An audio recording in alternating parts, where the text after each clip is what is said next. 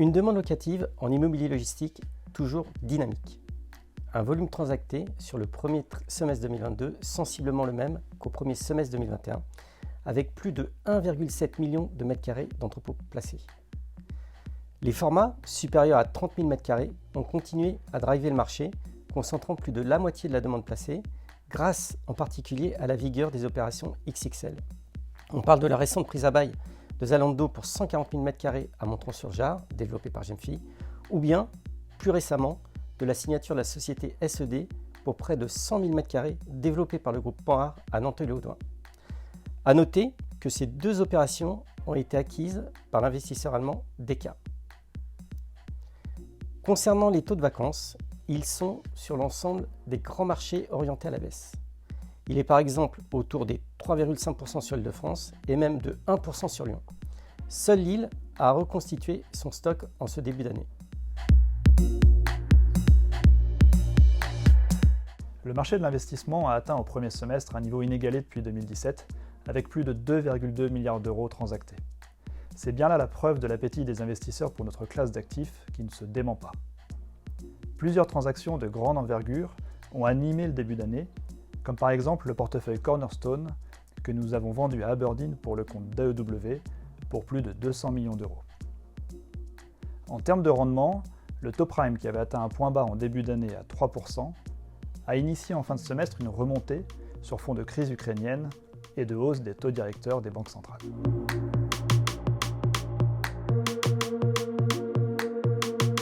Dans la continuité de 2021, les chargeurs ont continué d'animer le marché, représentant 60% des volumes commercialisés. La grande distribution à dominante alimentaire, l'industrie ou les acteurs du e-commerce font quasiment jeu égal.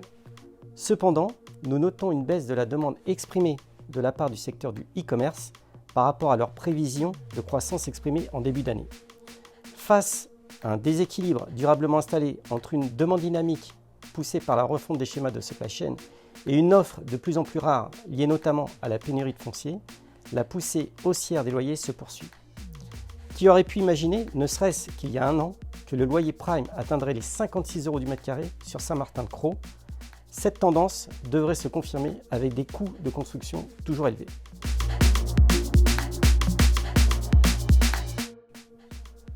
Malgré un contexte macroéconomique et géopolitique défavorable, la logistique reste en cette rentrée de septembre un secteur très plébiscité par les investisseurs. Une immense majorité de ceux avec qui nous avons échangé depuis le retour des congés nous ont confirmé leur souhait de se renforcer sur notre classe d'actifs. Les prix ont évidemment bougé par rapport au début de l'année, avec un taux prime qui se situe actuellement autour de 3,5%, mais ce mouvement est directement lié au renchérissement du coût de l'argent et non pas à une défiance vis-à-vis de notre secteur. En termes de stratégie, on note un mouvement au profit des stratégies Core plus Value Add au détriment du Core. En effet, les perspectives de hausse des taux de rendement à court terme, combinées avec un marché locatif qui reste très dynamique et sous-offreur, encouragent les investisseurs, y compris institutionnels, à prendre du risque locatif pour bénéficier de meilleurs rendements.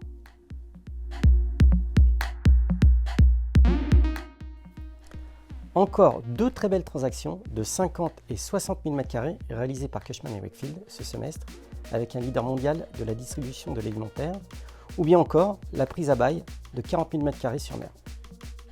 Côté investissement, l'année 2022 a été extrêmement active pour notre équipe. De nouveaux collaborateurs nous ont rejoints depuis décembre 2021 et nous devrions conclure d'ici la fin d'année une vingtaine de transactions pour plus d'1 milliard d'euros, soit près de 30% de croissance par rapport à l'année dernière.